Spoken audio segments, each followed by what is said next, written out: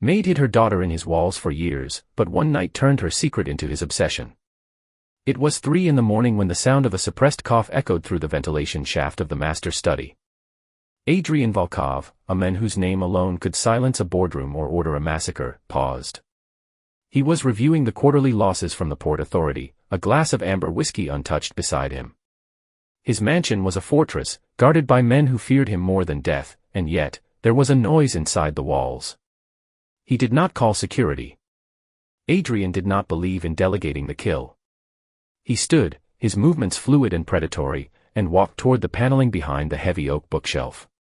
He had known the architectural layout of this estate better than the architect himself. He knew there was a hollow maintenance space there. He pulled the hidden latch. The panel swung open. Adrian expected a rat. Perhaps a spy. What he found was a pair of terrified blue eyes staring up at him from a nest made of stolen towels and discarded couch cushions. A child. A girl, no older than 5, clutching a headless doll. She froze, her breath hitching in her throat, paralyzed by the sight of the monster in the tailored suit. Before Adrian could speak, before he could reach for the gun holstered beneath his jacket, a blur of gray uniform slammed into his peripheral vision. Elena. The mute maid. The one who scrubbed his floors until her knuckles bled, the one who never made eye contact, the one who moved like a ghost. She threw herself between Adrian and the child, her arms spread wide, her body trembling so violently it looked like she was seizing. She opened her mouth to scream, but no sound came out, only a ragged, silent gasp of pure terror. Adrian looked at the woman, then at the child, and then at the meager pile of food wrappers, crackers from his pantry, half-eaten apples, hidden in the corner. The realization hit him with the force of a physical blow. 3 years. She had been working here for 3 years. Get up, Adrian said, his voice terrifyingly calm. Elena dropped to her knees, clasping her hands together in a begging motion. Tears streamed down her face, washing away the grime on her cheeks. She pointed to the child, then to herself, then made a slashing motion across her own throat, offering her life for the girl's. I said, get up. Adrian grabbed Elena's arm, his grip like iron, and hauled her to her feet. He looked at the little girl. Bring the child. Follow me. He marched them not to the exit, but to his office. He threw Elena into the leather chair opposite his desk and stood over her, a looming shadow of judgment. The little girl, Lily, clung to Elena's leg, too scared to cry. You've been stealing from me, Adrian stated cold, hard facts. Utilities. Food. Space. In my world, Elena, theft is punishable by the removal of a hand. Or worse. Elena shook her head frantically, signing rapidly, though she knew he did not understand sign language. Please. She was sick. I had nowhere to go. Adrian walked around the desk. He watched them with eyes that were devoid of warmth, calculating, assessing. He did not see a mother and child, he saw leverage. He saw a desperate creature who had managed to deceive the most paranoid crime lord in the city for 3 years. That kind of loyalty, that kind of desperation, it was valuable. It was dangerous. I should throw you out, Adrian said, leaning against the edge of his desk. I should call social services. The state facilities are unpleasant. Overcrowded. Dangerous for a pretty little thing like her. They separate you in an hour. You never see her again. Elena went pale, her breath stopping. She grabbed Lily so tight the girl whimpered. However, Adrian continued, his voice dropping an octave, becoming a velvet trap. I have a problem. My public image is suffering. My associates think I lack stability. Domesticity. He leaned forward, trapping Elena between his arms on the chair. I offer you a trade. The child stays. She gets a room. A real bed. Food that is not garbage. A doctor. Elena's eyes widened.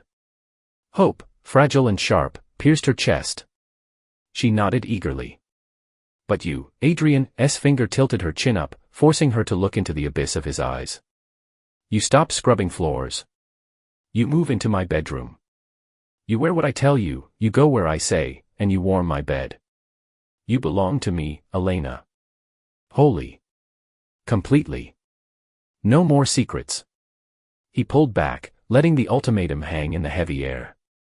Become my property, or lose your daughter to the system tonight. Choose. Elena looked at Lily, whose small stomach rumbled in the silence. She looked at the cold, beautiful monster offering her a deal with the devil.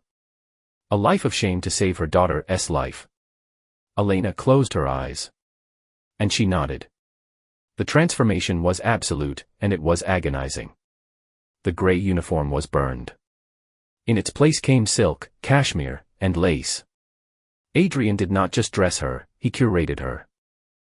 He treated Elena not like a lover, but like a prized acquisition, a rare painting he had stolen and intended to display only when it suited him. Lily was given a suite in the East Wing, attended to by a nanny Adrian had vetted with background checks that went back 3 generations. Elena was allowed to see her daughter only under supervision, for 1 hour a day. It was part of the punishment, part of the control. You are not a maid anymore, Adrian told her one evening as he fastened a diamond necklace around her throat. The metal was cold, heavy, like a collar. Stop looking at the floor. Look at me. Elena raised her eyes to the mirror. The woman staring back was a stranger. Beautiful, elegant, and utterly hollow. Adrian stood behind her, his hands resting possessively on her shoulders. He was darker than the night outside, his presence a suffocating weight. They went to a gala that night. Elena could not speak, but Adrian did not need her to. He needed her to stand by his side, to be the stunning, mysterious beauty that proved Adrian Volkov possessed things no other man could touch. When rival dons approached, eyeing Elena with hungry gazes, Adrian's hand would tighten on her waist, his thumb digging into her skin, a silent warning, mine. The horror of it was that Elena felt safer in his grip than she ever had alone in the world. And she hated herself for it. Later that night, back in the mansion, the lines blurred. Adrian did not force himself on her. He was far more insidious. He waited. He stripped off his jacket, pouring a drink, watching her as she stood by the bed in the humiliatingly expensive lingerie he had selected. You hate me, he said. It was not a question. Elena stood still. She wanted to hate him. She wanted to despise the men who held her daughter hostage in exchange for her body. But when she looked at him, she saw the way he had ensured Lily's asthma medication was delivered before she even asked. She saw the way he checked the security monitors outside Lily's room 3 times a night. She walked toward him. It was part of the deal. She had to satisfy him. But when she reached out to touch his chest, Adrian caught her wrist. His touch was not violent, but it was firm. He pulled her close, so close she could smell the whiskey and expensive cologne, and the scent of gunpowder that never seemed to leave him. Do not touch me because you think it's your job, he growled, his voice rough. Touch me because you see not help it. He released her and turned away, walking to the balcony. He left her standing there, confused and aching, rejecting the submission he had demanded only days ago. The psychological torture worsened over the weeks. He gave her everything but freedom. He surrounded her with luxury but stripped her of her voice, metaphorically, since she had already lost it physically. She felt like a bird in a golden cage, her feathers plucked one by one. One afternoon, desperate to hold her daughter for more than the allotted hour, Elena tried to sneak into the East Wing. She bypassed the nanny, slipping into Lily's room. She found Lily laughing, playing with a massive dollhouse that looked exactly like the mansion. Mama! Lily cheered. Elena rushed to her, hugging her tightly, breathing in the scent of baby shampoo. For a moment, everything was right. Cute, a deep voice rumbled from the doorway. Elena froze. Adrian was leaning against the doorframe. He did not look angry. He looked tired. I told you the rules, Elena, he said softly. Elena stood up, placing herself between him and Lily. She glared at him, her eyes flashing with a sudden, fierce rebellion. She signed, her hands moving sharply, she is my daughter. Not your pawn. Adrian stepped into the room. The air temperature seemed to drop. He walked right up to her, invading her space until she had to tilt her head back to look at him. Everything in this house is mine, he whispered, brushing a stray lock of hair from her forehead. The walls. The air. The child. And you. Especially you. If you break the rules again, I tighten the leash. Do you understand? She trembled, fighting the urge to lean into his hand.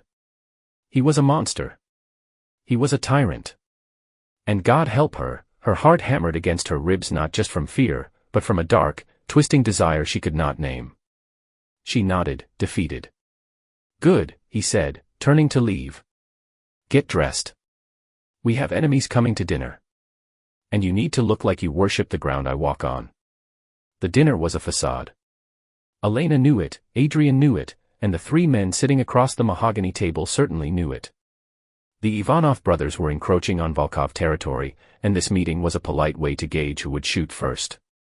Elena sat at Adrian's right hand, wearing a dress of crimson velvet that looked like spilled blood.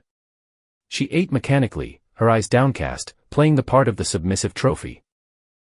She is quiet, one of the brothers, Sergei, sneered, gesturing to Elena with his fork. I like that. My wife never shuts up. How much for her, Volkov? The room went deadly silent.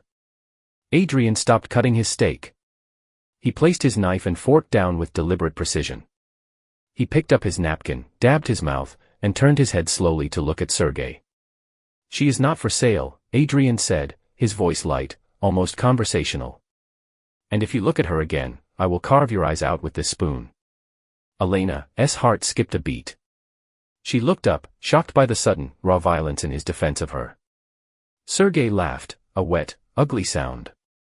Touchy. It's just a whore, Adrian. We all know where you found her. The explosion rocked the room before the insult even finished landing. The front windows shattered inward in a shower of razor-sharp glass. Gunfire erupted from the darkness of the lawn, tearing through the curtains and the plaster. Down. Adrian roared. He did not dive for cover behind the table. He did not reach for his weapon first. He moved with impossible speed toward Elena. He tackled her, throwing his body over hers, shielding her completely as bullets chewed up the wood of the table and the walls around them.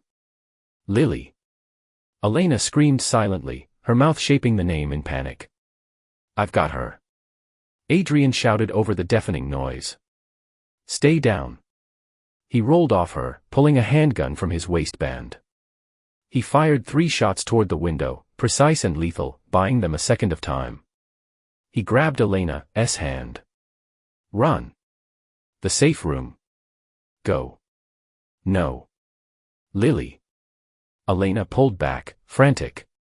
The east wing was on the other side of the house. Go. Adrian shoved her toward the hidden panel in the wall that had just slid open. I will get her. He turned his back on safety and sprinted into the hail of bullets, heading toward the east wing. Elena hesitated only a fraction of a second before plunging into the darkness of the secret passage, her heart tearing in two. She waited in the steel-reinforced panic room, pacing like a caged animal. Every minute felt like an hour. The sounds of gunfire died down, replaced by shouting, then silence. Finally, the heavy steel door hissed open. Adrian stumbled in. He was carrying Lily, who was crying but unharmed, clutching his neck. But Adrian was not unharmed. His white shirt was soaked in red on the left side. He set Lily down gently, checking her over with shaking hands, whispering soft reassurances that sounded bizarre coming from his lips. Then, his legs gave out. Elena caught him. She dragged his heavy weight to the cot in the corner of the room. She tore open his shirt. The bullet had gone through his shoulder, missing the heart by inches, but the blood loss was severe. She grabbed the medical kit from the wall, her hands flying. She pressed gauze to the wound. Adrian groaned, his eyes fluttering open. He looked at her, his vision hazy. "You safe," he rasped. "She's safe." Elena cried, tears dropping onto his bloody chest. She signed, frantic and angry, "Why?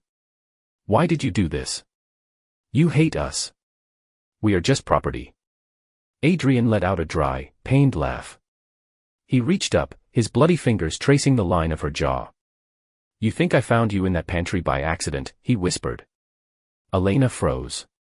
"I knew," Adrian said, his voice fading. 3 years, Elena. I knew you were there after the first month. I saw the food missing. I heard the footsteps. Elena stared at him, her world tilting on its axis. The Ivanovs, they were hunting you, Adrian confessed, coughing. Your late husband owed them money. They would have sold you. Sold Lily. I let you hide in my walls because it was the only place they would not dare to look. He closed his eyes, his breathing shallow. I did not take you prisoner to own you, Elena. I made you mine so no one else could touch you. Because. God help me. I've been in love with the ghost in my walls for 3 years. The revelation hung in the air, heavier than the scent of blood and gunpowder. Elena sat on the floor of the safe room, watching the steady rise and fall of Adrian's chest. The paramedics arrived 10 minutes later, summoned by the silent alarm, but Elena refused to leave his side. For 3 days, Adrian drifted in and out of consciousness in the private medical wing of the estate. And for 3 days, Elena sat by his bed. She did not sleep. She barely ate. She replayed the last 3 years in her mind. The time security patrols accidentally skipped the pantry area. The way extra blankets had appeared in the laundry room nearby. The fact that the pantry was always stocked with the specific crackers Lily liked. He had not been a monster discovering a pest. He had been a guardian angel masquerading as a devil because he thought he was too dark to be anything else. When Adrian finally woke, the morning sun was streaming through the bulletproof windows. He looked paler, the sharp lines of his face more pronounced. He looked at Elena, who was dozing in the chair. Elena, he croaked. She snapped awake. Her eyes locked on his. The lawyer is coming, Adrian said, staring at the ceiling. I've drawn up papers. You free. There's an account with $5 million in your name. A house in Switzerland. The Ivanovs are dead. My men handled it last night. You safe now. He turned his head away from her. Take the child and go. The deal is over. He was pushing her away. He had exposed his heart in the panic room, and now, in the cold light of day, he was terrified. He was the big bad wolf, and he was opening the door for the lamb to run. Elena stood up. She picked up the papers the lawyer had left on the bedside table. She looked at the freedom, the money, the safety. It was everything she had prayed for in that dark pantry for 3 years. Slowly, deliberately, she tore the papers in half. Then in quarters. Adrian turned his head, his eyes widening in shock. What are you doing? I'm setting you free. Elena walked to the bed.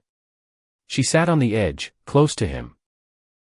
She took his hand, the hand that had held a gun to defend her child, the hand that had offered her a cruel deal to save her dignity. She leaned forward and pressed a kiss to his forehead, then his cheek, and finally, softly, to his lips. It was the first time she had touched him of her own free will. She pulled back and signed, slow and clear, "You are my freedom." Adrian stared at her, the mask of the ruthless Don cracking completely. He saw the truth in her eyes. She was not staying out of fear. She was not staying out of gratitude. She was staying because she had seen the men beneath the monster, and she loved him. I'm a dangerous man, Elena, he warned, his voice trembling slightly. I will destroy anything that tries to take you from me. Elena smiled, a genuine, radiant smile that lit up the room. She took his hand and placed it on her heart.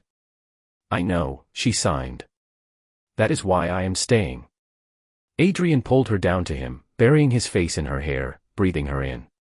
The obsession that had started with a secret in the walls had transformed. It was not about possession anymore. It was about belonging. Later that evening, the staff watched in stunned silence as Adrian Volkov walked down the grand staircase. He was injured, leaning heavily on the banister, but he was not alone. On one side, holding his hand, was the little girl, Lily. And on his other side, head held high, walking not as a maid or a prisoner but as a queen, was Elena. The walls of the mansion no longer held secrets. They held a family. And for the first time in his life, the monster did not need to lock the door to keep his treasure. She was right where she wanted to be.